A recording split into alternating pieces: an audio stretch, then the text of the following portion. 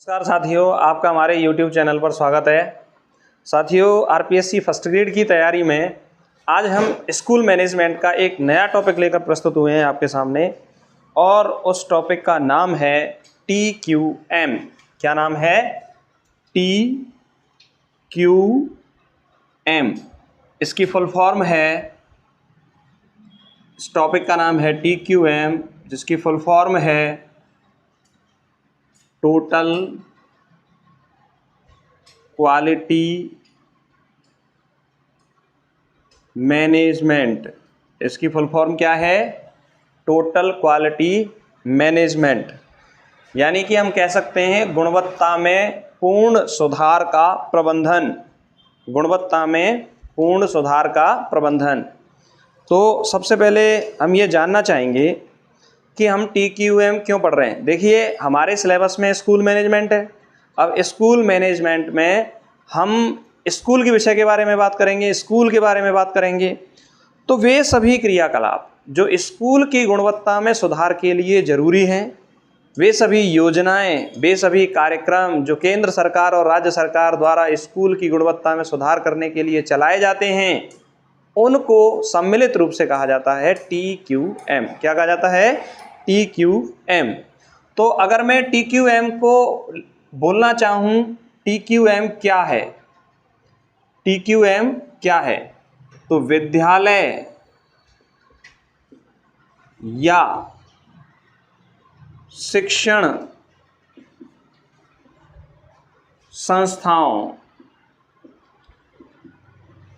संस्थाओं का सभी क्षेत्रों में विकास क्या है? TQM है। यानी अगर हम समझना चाहें कि विद्यालय का सभी क्षेत्रों में, जैसे कि विद्यालय की जो बिल्डिंग व्यवस्था है वो बढ़िया होनी चाहिए, विद्यालय में स्टाफ पूरा होना चाहिए, विद्यालय में पुस्तकों की व्यवस्था उपलब्ध कराई जानी चाहिए, विद्यालयों में एक समय सारणी के अनुसार छात्रों को पढ़ाया जा रहा हो, इस तरह की व्यवस्था होनी चाहिए।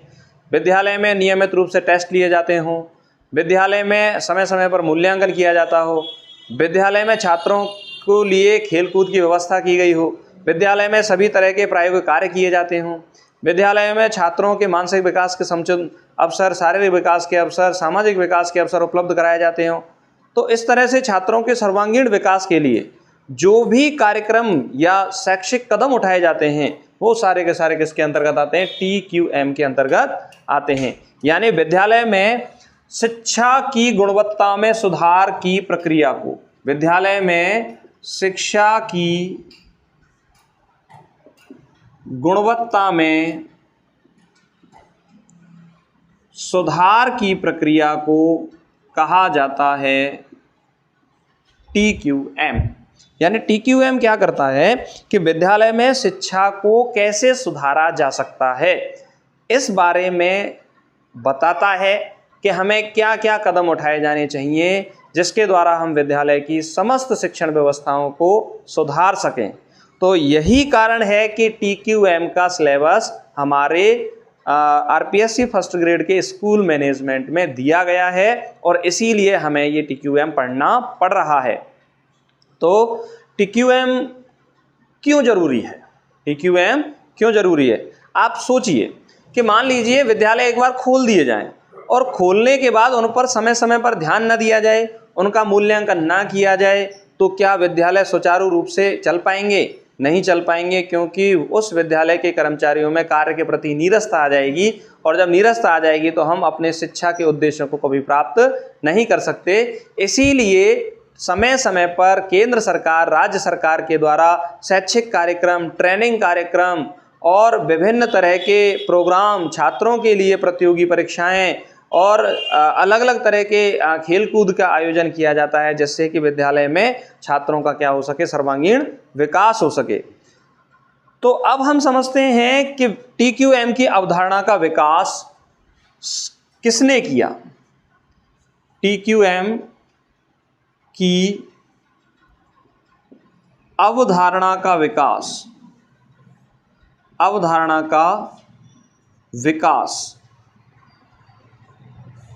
एक मनोवैज्ञानिक हैं विलियम डेमिंग द्वारा TQM की अवधारणा का विकास किया गया। ये परीक्षा में आपसे प्रश्न पूछा जा सकता है, इसीलिए इस पुस्तक को आप इस कंसेप्ट को आप याद रखेंगे कि TQM की अवधारणा का विकास किसने किया? विलियम डेमिंग ने किया। एक पुस्तक है जिसका नाम है total quality management in education.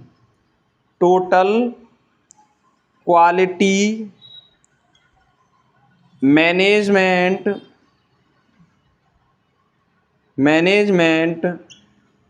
In education. देखिए, इस पुस्तक से हमें पता चल रहा है कि शिक्षा के क्षेत्र में TQM पर एक पुस्तक लिखी गई और इस पुस्तक के लेखक हैं एडवर्ड सैलिस। इस पुस्तक के लेखक कौन हैं? एडवर्ड सैलिस। इस पुस्तक के लेखक हैं एडवर्ड सैलिस। एडवर्ड सैलिस के द्वारा total quality management in education पुस्तक को लिखा गया और यही वह एडवर्ड सैलिस हैं जिन्होंने कहा कि TQM को 1980 और 90 के दशक में अपनाया गया। TQM के 1980 और 90 के दशक में अपनाया गया। तो एक बार हम इन सभी पॉइंटों को दोबारा से देखिए। TQM हम सिलेबस में इसलिए पढ़ रहे हैं कि विद्यालय की गुणवत्ता में, विद्यालय के सभी क्षेत्रों में विकास कैसे किया जा सकता है, इस बात के बारे में हमें कौन बताता है? TQM। तो TQM की परिभाषा है विद्यालय या शिक्षण संस्थाओं का सभी क्षेत्रों में विकास क्या कहलाता है? TQM कहलाता है। अर्थात शिक्षा की गुणवत्ता में सुधार की प्रक्रिया को हम क्या बोलते हैं? TQM कहते हैं। TQM की अवधारणा का विकास विलियम डेमिंग के द्वारा किया गया। किसके द्वारा किया गया है? विलियम डेमिंग के द्वारा किया गया है TQM की अवधारणा का विकास। Total quality management in education जो पुस्तक है वह किसने लिखी है? एडवर्ड सैलिस के द्वारा इस पुस्तक को लिखा गया है और इन्होंने ही बताया था कि 1980 से 90 के दशक में TQM की अवधारणा को अपनाया गया इस पूरी दुनिया में। यानी यह जरूरत महसूस की गई कि विद्यालय में शिक्षा की प्रक्रिया में किस तरह से सुधार किया जा सकता है। अगर हम बात करें कि TQM के कार्य क्या हैं, अगर हम बात करें TQM के कार्य, टोटल क्वालिटी मैनेजमेंट क्या काम करता है? टोटल क्वालिटी मैनेजमेंट क्या काम करता है? तो देखिए, TQM 6C वर्क करता है। 6C इसमें क्या है? C1, C2, C3, C4, C5 and C6। इन सभी C को हम पढ़ेंगे जिस तरह से हमने पिछले चैप्टर में पढ़ा था। हेनरी फ्योल की अवधारणा के अनुसार शैक्षिक प्रबंधन के कार्य क्या हैं और लूथर गुलिक के अनुसार शैक्षिक प्रबंधन के कार्य क्या हैं। पोस्डकॉर्ब की अवधारणा हमने पढ़ी थी। तो इसी तरह से हम यहाँ पर भी पढ़ेंगे कि TQM कितने तरह के कार्य करता है या शिक्षा की गुणवत्ता में किस तरह से कार्य किया जाता है। सबसे पहले आता है कस्टमर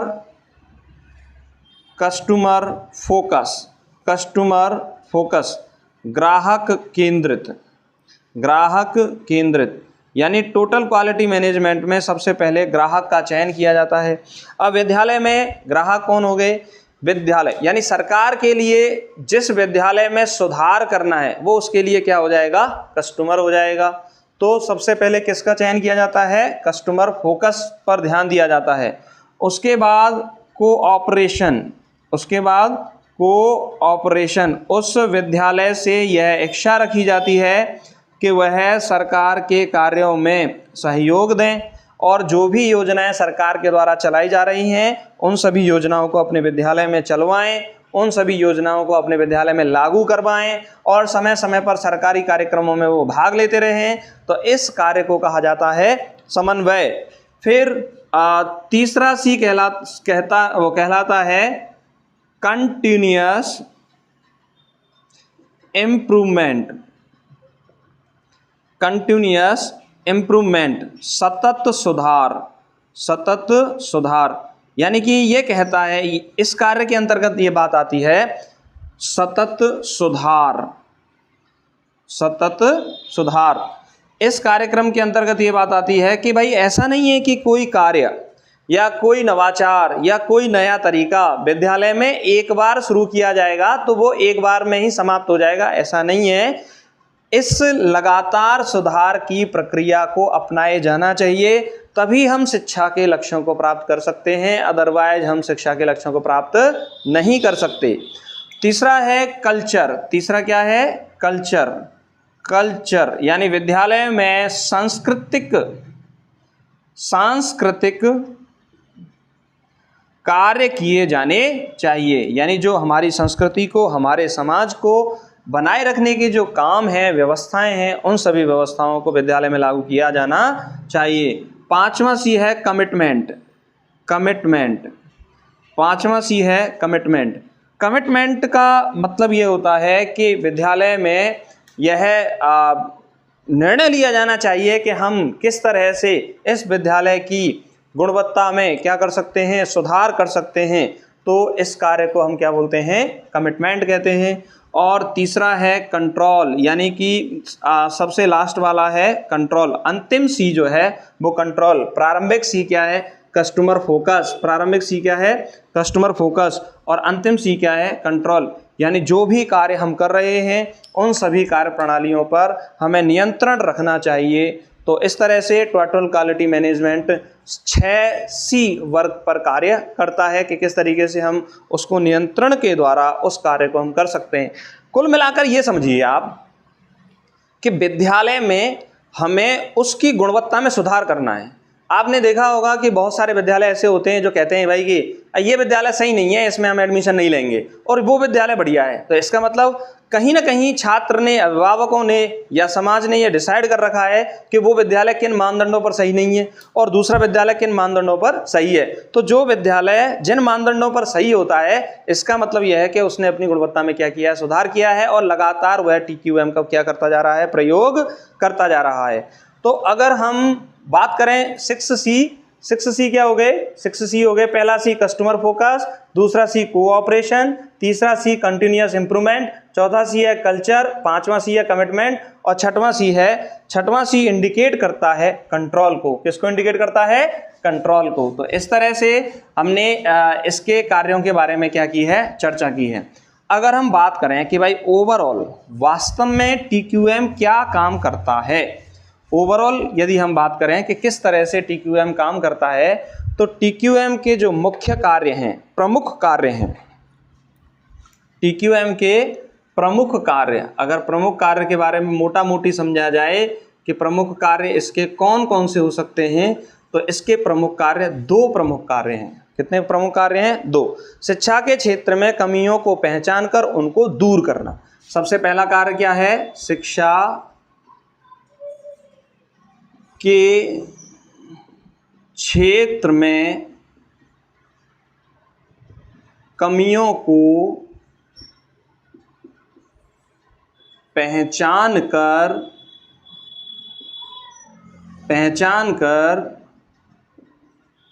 उनको दूर करना। क्यों करना? क्योंकि शिक्षा की प्रक्रिया में, शिक्षा की गुणवत्ता में, विद्यालय में, शिक्षण संस्थाओं में हमें क्या करना है? सुधार करना है। तो सबसे पहले विद्यालय स्तर पर कमियों को देखा जाता है कि विद्यालय में क्या कमियां हैं, और दूसरा है केंद्र व राज्य सरकार की घोषणाओं, केंद्र व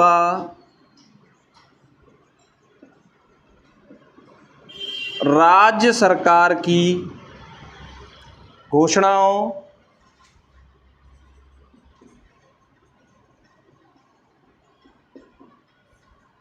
योजनाओं व कार्यक्रमों को समय समय पर लागू करना TQM का क्या होता है? कार्य होता है। तो तो अगर हम समझें कि भाई TQM का प्रमुख कार्य क्या है, शिक्षा के क्षेत्र में कमियों को पहचान कर उन कमियों को दूर करना ही क्या है, TQM है। क्योंकि गुणवत्ता में क्या करना है, सुधार करना है। किसमें, गुणवत्ता में हमें क्या करना है, सुधार करना है। और सुधार तब तक नहीं हो सकता जब तक हम कमी की पता न लगा लें।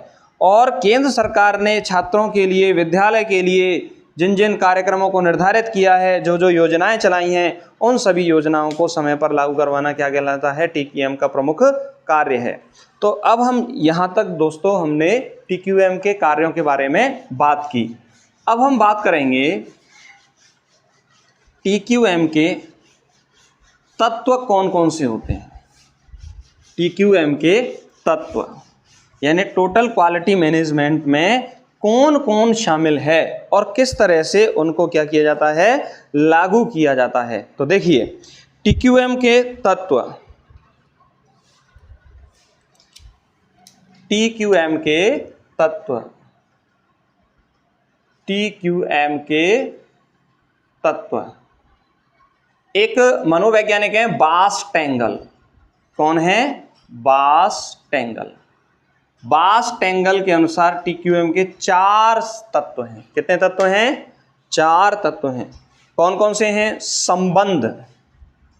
पहला तत्व क्या है, संबंध। संबंध कहता है कि विद्यालय में विद्यार्थियों का एक आपसी क्या होता है, संबंध होता है। क्योंकि विद्यालय विद्यार्थियों के लिए ही क्या करता है, काम करता है। तो संस्था व विद्यार्थियों के बीच आपसी संबंध होता है। इन दोनों की ही गुणवत्ता में सुधार पर कार्य कौन करता है, TQM। इनकी गुणवत्ता पर क्या किया जाएगा, सुधार का काम किया जाएगा। दूसरा है सतत सुधार एवं स्वमूल्यांकन। दूसरा क्या है, सतत सुधार एवं स्वमूल्यांकन। यानी किसी भी संस्था में लगातार सुधार के काम करते रहने चाहिए। अभी अभी हमने जस्ट पढ़ा था कि TQM की सफलता उसी में है कि एक बार काम को शुरू करने के बाद लगातार वह काम चलता रहे। स्वमूल्यांकन मतलब विद्यालय के प्रधानाचार्य, शिक्षकगण और सरकार यह मूल्यांकन करे कि किस संस्था में कौन से सुधार की आवश्यकता है, तो उसके द्वारा भी हम उस विद्यालय की गुणवत्ता में क्या कर सकते हैं, सुधार कर सकते हैं। दूसरा है गुणात्मक व्यवस्था। तीसरा कौन सा है, गुणात्मक व्यवस्था। गुणात्मक व्यवस्था, इस गुणात्मक व्यवस्था में नवाचार को शामिल किया जाता है। किसको शामिल किया जाता है, नवाचार, इनोवेशन। नवाचार क्या होता है, कोई नया तरीका जिसके द्वारा हम बच्चों को सिखा सकें, कोई ऐसा तरीका जिसके द्वारा हम विद्यालय में सुधार कर सकें, उन सभी तरीकों को हम क्या बोलते हैं, नवाचार। जैसे फॉर एग्जांपल के लिए मैं बोलना चाहूँ कि मान लीजिए बच्चे पढ़ने में कमज़ोर हैं, तो उनके लिए एक्स्ट्रा क्लास की व्यवस्था कर दी जाए। या फिर यदि उन बच्चों के लिए खेलकूद का सामान नहीं है तो विद्यालय प्रबंधन के द्वारा उनके लिए खेलकूद का सामान ले लिया जाए। तो इन सभी प्रक्रियाओं को, कोई भी काम जो नया है, अलग तरीके से करता है लेकिन सुधार करता है, उन सभी कामों को हम क्या बोलते हैं, नवाचार कहते हैं। और तीसरा है TQM के अच्छा नेतृत्व। TQM का क्या है, अच्छा नेतृत्व। यानी जो व्यक्ति TQM को लागू करवा रहा है, उस व्यक्ति के द्वारा उन सभी प्रक्रियाओं को लागू करते समय अपने विश्वसनीयता को रखा जाना चाहिए। यानी नेतृत्व कैसा होना चाहिए, वैध होना चाहिए, विश्वसनीय होना चाहिए। कैसा होना चाहिए, विश्वसनीय होना चाहिए। एकदम बढ़िया नेतृत्व करता यदि व्यक्ति है और मजबूत होना चाहिए, तो निश्चित रूप से उस विद्यालय की गुणवत्ता में क्या हो जाएगा, सुधार हो जाएगा। ठीक, तो बास-टेंगल के अनुसार कितने तत्व हैं TQM में, बास-टेंगल के अनुसार 4 तत्व हैं। दूसरा अगर हम बात करें जोसेफ सी फील्ड्स,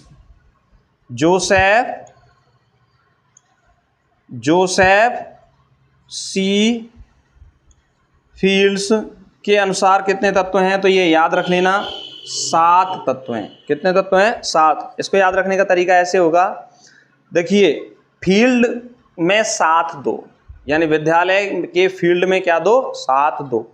तो फील्ड्स के अनुसार कितने हो गए? 7 तत्व हो गए। ठीक, जेरोम एस एरकारो अगले हैं। देखिए ये 7 तत्व नहीं आपसे पूछे जाएंगे, पर स्कूल मैनेजमेंट में कुछ भी पूछा जाता है, लेकिन ये संख्या जरूर पूछी जा सकती है आपसे कि जोसेफ सी फील्ड्स के अनुसार TQM के कितने तत्व हैं? 7 तत्व हैं। जेरोम एस एरकारो, जेरोम एस एरकारो के अनुसार TQM के कितने तत्व हैं? तो 5 तत्व हैं। कितने तत्व हैं? 5। तो इसको ऐसे याद रखें, 5 तत्वों का इनकार, तो इनकार मतलब एरकार, एरकारों क्या हो जाएगा? एरकारों, इनकार। ठीक है, 5 तत्वों से इनकार। ठीक है, तो इनकार से हो जाएगा एरकारों। और मुखोपाध्याय अगले हैं। मुखोपाध्याय के अनुसार TQM के कितने तत्व हैं? 10 तत्व हैं। कितने तत्व हैं? 10। तो मुंह खुल जाएगा। तो रावण के कितने मुंह थे? 10 मुंह थे। इस तरह से आप याद रख सकते हो। तो मुंह से बन जाएगा मुखोपाध्याय। कितने तत्व बताते हैं वो? TQM के 10 तत्वों को बताते हैं। फिर आगे हम बात करें TQM की अवधारणा। देखिए इन तत्वों को एक बार हम रिवाइज कर दें। TQM के तत्व कौन कौन से हैं? बास्ट एंगल के अनुसार कितने हैं? 4 हैं। बास्ट एंगल क्या कहते हैं कि भाई विद्यालय में क्या होना चाहिए? शिक्षण संस्था में संबंध होता है, संस्था और विद्यार्थियों का लगातार सुधार किया जाना चाहिए, स्व मूल्यांकन किया जाना चाहिए, गुणात्मक व्यवस्था होनी चाहिए नवाचार के अंतर्गत, और अच्छा नेतृत्व यदि है तो TQM की सफलता निश्चित होती है। वैध और विश्वसनीय होना चाहिए। जोसेफ सी फील्ड्स के अनुसार कितने हैं? 7 तत्व हैं। और मैंने बताया था फील्ड में 7 2, तो फील्ड के अनुसार कितने? 7। 5 से इनकार, तो एरकारों तो एरकारों के अनुसार कितने हैं? 5। और मुख कितने हैं? 10। तो मुखोपाध्याय के अनुसार कितने हो गए? 10 तत्व हो गए। कितने तत्व हो गए? 10। अब हम बात करें TQM की अवधारणा। TQM की अवधारणा, देखिए TQM की अवधारणा को कब अपनाया गया? TQM की अवधारणा को 1980 से 1990 वाले दशक में अपनाया गया। कब अपनाया गया? 1980 से 1990 वाले दशक में TQM की अवधारणा को अपनाया गया। अवधारणा से अर्थ यह है कि कुछ बिंदु निर्धारित किए गए कि इन बिंदुओं के आधार पर किसी भी शिक्षण संस्था का, किसी भी विद्यार्थी का, किसी भी शिक्षक का एक मापदंड तय किया जाएगा। और उन बिंदुओं को अलग अलग मनोवैज्ञानिकों ने अलग अलग बिंदु दिए हैं। तो मनोवैज्ञानिकों के अनुसार वो बिंदु आपसे पूछे जा सकते हैं। जैसे पहले है डेमिंग के अनुसार। डेमिंग के अनुसार कितने बिंदु हैं? तो डेमिंग के अनुसार TQM की अवधारणा के अनुसार कितने हैं? 14 बिंदु हैं। कितने बिंदु हैं? 14 बिंदु हैं। 14 बिंदुओं के आधार पर वो TQM गुणात्मक सुधार की क्या करते हैं? बात करते हैं। दूसरा है जुरान के अनुसार। किसके अनुसार? जुरान के अनुसार। तो जुरान ने गुणवत्ता की त्रयी अवधारणा दी। ये क्वेश्चन आपसे पूछा जा सकता है। गुणवत्ता की त्रयी अवधारणा किसने दी थी? तो गुणवत्ता की त्रयी अवधारणा को जेरोम ने दिया। त्रयी से हमें समझ में आ रहा है कि कितनी अवधारणाएं हैं? 3 अवधारणाएं, जिसमें क्या है? गुणवत्ता की योजना। गुणवत्ता की क्या बनानी है हमें? योजना कि किस तरह से हम उसमें सुधार कर सकते हैं। ठीक है। दूसरा गुणवत्ता की प्रगति। दूसरा कौन सा है? गुणवत्ता की प्रगति, कि हम प्रगति कैसे कर सकते हैं। और तीसरा है उसकी गुणवत्ता पर नियंत्रण, यानी एक बार यदि हमने सुधारात्मक प्रयास कर लिए तो ऐसा ना हो कि हम उन सुधारात्मक प्रयासों से छूट जाएं। तो उन सुधारात्मक प्रयासों पर हमेशा हमें क्या बनाए रखना है? नियंत्रण बनाए रखना है। तो आपसे ये प्रश्न पूछा जा सकता है कि जुरान की गुणवत्ता की त्रयी अवधारणा के अंतर्गत निम्न में से कौन सा सुधार शामिल नहीं है या कौन सा बिंदु नहीं है? तो नहीं आप तभी पता कर सकते हैं जब आपको 3 बिंदु याद हो। तो पहला बिंदु कौन सा है? योजना। दूसरा कौन सा है? प्रगति। और तीसरा कौन सा है? नियंत्रण। तो गुणवत्ता की पहले क्या बनाई जाती है? योजना। फिर गुणवत्ता की क्या की जाती है? फिर गुणवत्ता पर काम किया जाता है तो उसकी क्या होती है? प्रगति। और उस काम पर लगातार नियंत्रण रखा जाता है, सुधारों पर नियंत्रण रखा जाता है, जिसके कारण शिक्षण संस्थानों में क्या हो जाता है? सुधार हो जाता है। अगली बात करें क्रॉसबी के अनुसार, किसके अनुसार? क्रॉसबी के अनुसार, क्रॉसबी के अनुसार क्रॉस किया बी को, और बी कौन से नंबर पे आता है? 2। कौन से नंबर पे आता है? 2। तो TQM के इन्होंने 14 बिंदु दिए। कितने बिंदु दिए? 14 बिंदु दिए। इनमें से प्रमुख बिंदु दिए गुणवत्ता मुक्त है और गुणवत्ता का शून्य प्रभाव होता है। गुणवत्ता मुक्त है और गुणवत्ता का शून्य प्रभाव होता है। और चौथा है माइक हिस के अनुसार। किसके अनुसार? माइक हिस के अनुसार कितने बिंदु हैं? तो माइक हिस के अनुसार क्या हैं? 4 बिंदु हैं। कौन से कितने बिंदु हैं? माइक हिस के अनुसार 4 बिंदु हैं। 4 बिंदु कौन कौन से हैं? लगातार प्रक्रिया में सुधार। मैंने अभी जस्ट बताया, सतत सुधार होना चाहिए। ऐसा नहीं हो कि भाई सुधार का कोई कार्यक्रम हमने लागू किया उसको रोक दिया गया। तो पहला बिंदु है सतत सुधार, लगातार क्या होना चाहिए? सुधार होना चाहिए। सार्वभौमिक उत्तरदायित्व का निर्वहन, दूसरा बिंदु है सार्वभौमिक उत्तरदायित्व का निर्वहन। इसका अर्थ यह है कि किसी भी शिक्षण संस्था, राज्य सरकार, केंद्र सरकार, समाज की ये जिम्मेदारी बनती है कि हमेशा शिक्षण गुणवत्ता में सुधार के लगातार प्रयास किए जाने चाहिए। और वह प्रयास केवल एक व्यक्ति ही नहीं करेगा, सभी मिलकर करेंगे, तभी हम शिक्षा के उद्देश्यों को प्राप्त कर सकते हैं, बालकों का सर्वांगीण विकास कर सकते हैं। तीसरा है ग्राहक आवश्यकता केंद्रित, यानी कि किसी शिक्षण संस्था में जिस सुधार की जरूरत है, मान लीजिए कहीं पर रूम नहीं बनाए तो रूम दीजिए, कहीं पर ब्लैक बोर्ड नहीं है, बोर्ड की व्यवस्था नहीं है, बैठने की व्यवस्था नहीं है तो उनके लिए बैठक की व्यवस्था कीजिए, कहीं पर यदि डिजिटल बोर्ड की आवश्यकता है तो डिजिटल बोर्ड दीजिए, कहीं पर टीवी की आवश्यकता है तो टीवी दीजिए, कहीं पर किसी भी प्रक्रिया की आवश्यकता है तो उन सभी सुधारों को आप करिए। तो उसके द्वारा हम विद्यालय में गुणवत्ता में क्या कर सकते हैं? सुधार कर सकते हैं। और चौथा है गलतियों का आकलन करें और उनका क्या करें? उन्मूलन करें। तो पहला कौन सा हो गया? सतत सुधार। दूसरा कौन सा हो गया? सार्वभौमिक उत्तरदायित्व। तीसरा कौन सा हो गया? ग्राहक आवश्यकता सिद्धांत। और चौथा कौन सा हो गया? गलतियों का उन्मूलन। गलतियों का उन्मूलन। तो इस तरीके से हम TQM की अवधारणा को कब अपनाया गया? 1980 से 90 के दशक में TQM की अवधारणा को अपनाया गया। ठीक, डेमिंग के अनुसार TQM की अवधारणा के अंतर्गत कितने बिंदु हैं? 14 बिंदु हैं। जुरान ने त्रयी अवधारणा दी। कौन सी अवधारणा दी? त्रयी, जिसमें योजना, प्रगति और नियंत्रण की बात की गई। क्रॉसबी के अनुसार कितने बिंदु हैं? 14 बिंदु हैं। और माइक इसके अनुसार कितने बिंदु हैं? 4 बिंदु हैं। तो इस तरीके से हमने TQM की अवधारणा के बारे में बात की। अब हम बात करते हैं TQM के कौन कौन से सिद्धांत हैं। देखिए, TQM के अंतर्गत जो भी कार्य किए जाते हैं वो सभी के सभी कार्य क्या कहलाते हैं? TQM के सिद्धांत कहलाते हैं। तो TQM के अंतर्गत जो भी काम किए जाते हैं उन सभी कामों को TQM के क्या कहा जाता है? सिद्धांत कहा जाता है। तो जो भी कार्य हैं वही क्या बन जाएंगे? TQM के सिद्धांत बन जाएंगे। तो हेडिंग है TQM के सिद्धांत।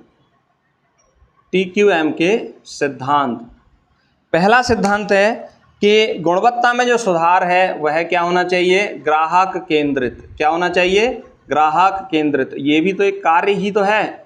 तो इसका मतलब ग्राहक मतलब वह विद्यालय, वह संस्थान, वह छात्र जिसका हम क्या करना चाह रहे हैं? सुधार करना चाह रहे हैं। ठीक। दूसरा है कुल कर्मचारी भागीदारी। कुल कर्मचारी भागीदारी यानी सार्वभौमिक उत्तरदायित्व हो गया। भागीदारी यानी जितने भी कर्मचारी उस संस्था में काम करते हैं उस संस्था के सुधारात्मक प्रयास में उन सभी कर्मचारियों की क्या होनी चाहिए? भागीदारी होनी चाहिए।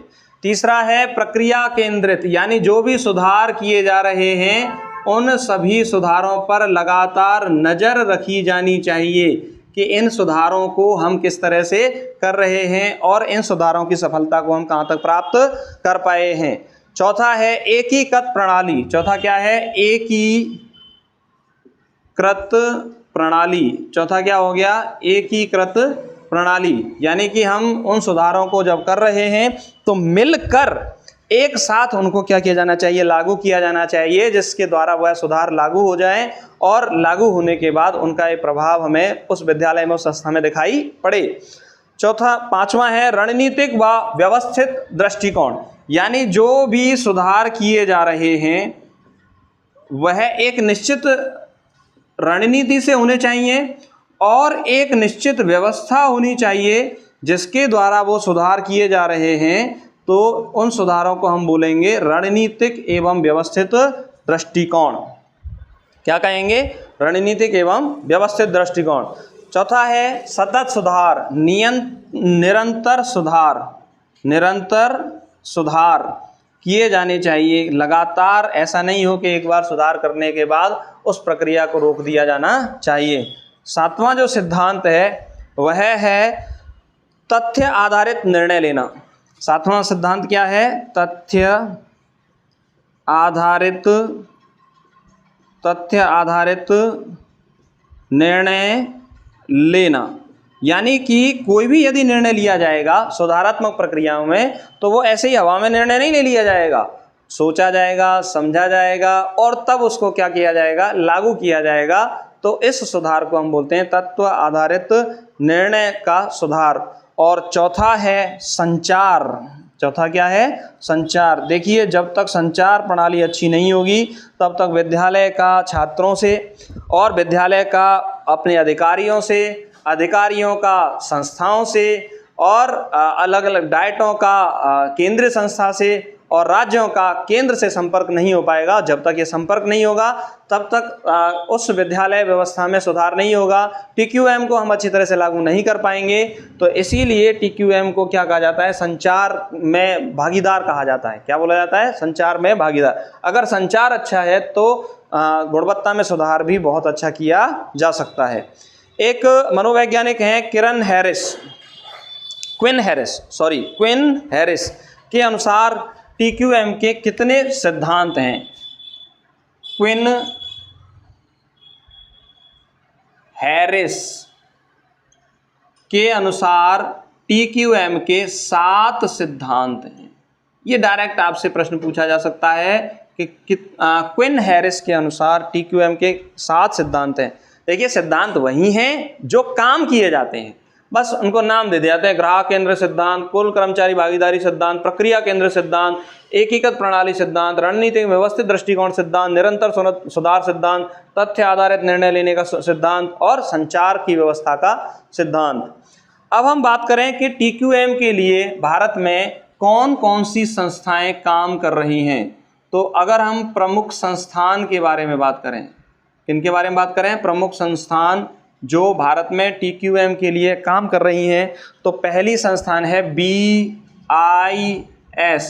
इसको कहा जाता है भारतीय मानक ब्यूरो। इसको क्या बोला जाता है? भारतीय मानक ब्यूरो। यह 12 अक्टूबर 2017 से प्रभाव में है। 12 अक्टूबर 2017 से प्रभाव में, 12 अक्टूबर 2017 से प्रभाव में। दूसरा है QCI। दूसरा क्या है? QCI भारतीय गुणवत्ता परिषद, इंडियन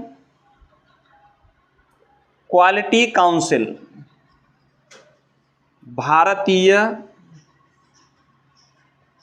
गुणवत्ता परिषद, इसकी स्थापना 1997 में की गई। इसकी स्थापना कब की गई? 1997 में इसकी स्थापना की गई। तीसरा है NEC, NECK। यह विद्यालयों को, विश्वविद्यालयों को ग्रेडिंग देता है कि कौन महाविद्यालय या विश्वविद्यालय कितना अच्छा है। तो NEC की जो स्थापना है वह है 1994 में की गई, ये पूछा जा सकता है। और NEC की फुल फॉर्म है राष्ट्रीय मूल्यांकन एवं प्रत्यानयन परिषद। राष्ट्रीय मूल्यांकन एवं प्रत्यानयन परिषद, इसकी फुल फॉर्म है NEC की। और चौथी जो संस्था काम करती है वो NIRF। इसकी फुल फॉर्म है राष्ट्रीय संस्थागत रैंकिंग फ्रेमवर्क। राष्ट्रीय संस्थागत रैंकिंग फ्रेमवर्क, राष्ट्रीय संस्थागत रैंकिंग फ्रेमवर्क, ठीक। इसकी स्थापना 29 सितंबर 2015 में शिक्षा मंत्रालय द्वारा की गई।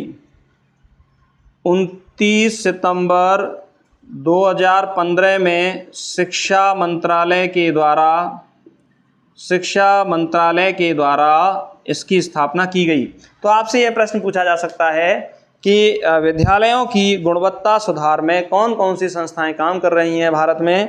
तो वह है BIS, भारतीय मानक ब्यूरो, जिसकी स्थापना कब हुई है? 12 अक्टूबर 2017 को इसकी स्थापना हुई है, तब से यह प्रभाव में है। QCI, भारतीय गुणवत्ता परिषद, 1997, और NAAC 1994 में इसकी स्थापना। यह महाविद्यालय विश्वविद्यालयों को ग्रेडिंग देता है।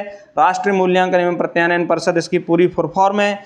NIRF, राष्ट्रीय संस्थागत रैंकिंग फ्रेमवर्क, इसकी स्थापना कब हुई है? 29 सितंबर 2015 को शिक्षा मंत्रालय के द्वारा क्या दी गई है? इसकी स्थापना की गई है।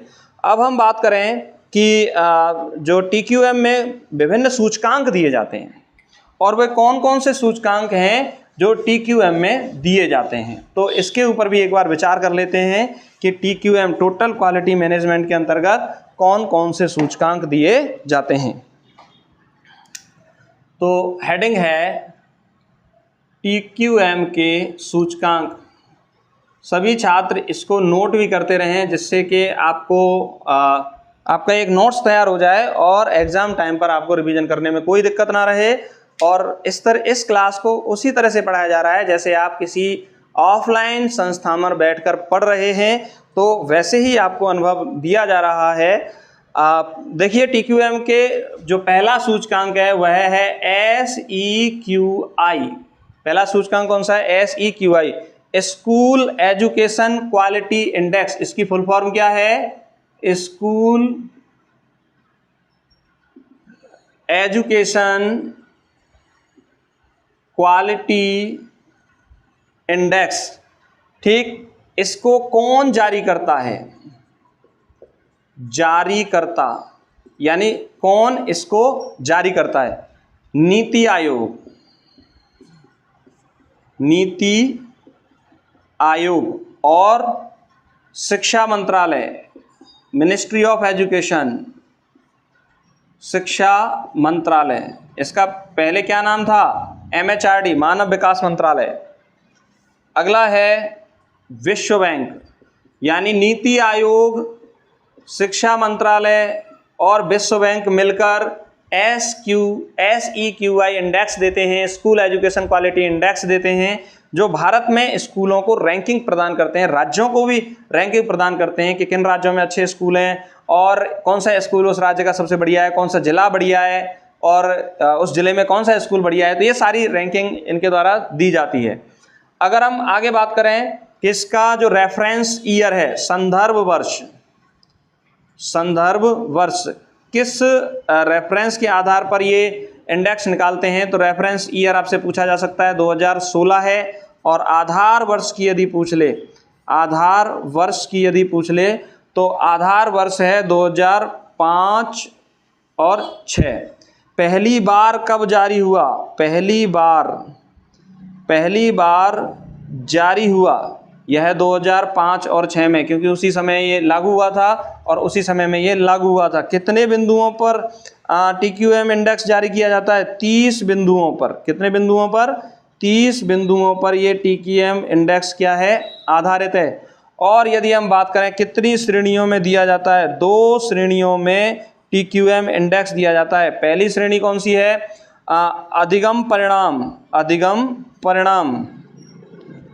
अधिगम परिणाम, यानी कहाँ पर लर्निंग आउटकम्स बढ़िया हैं, लर्निंग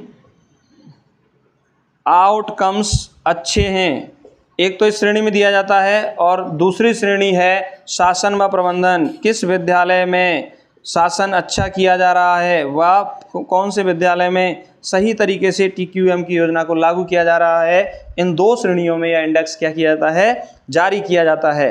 और अगले जो इंडेक्स हैं ये तो आपने लिख लिया होगा। अगले जो इंडेक्स हैं, एक इंडेक्स है PGI।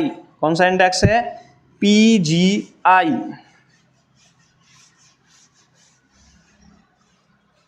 अगला जो इंडेक्स है, दूसरा इंडेक्स कौन सा है? PGI। ये PGI क्या है? Performance grading index. Performance grading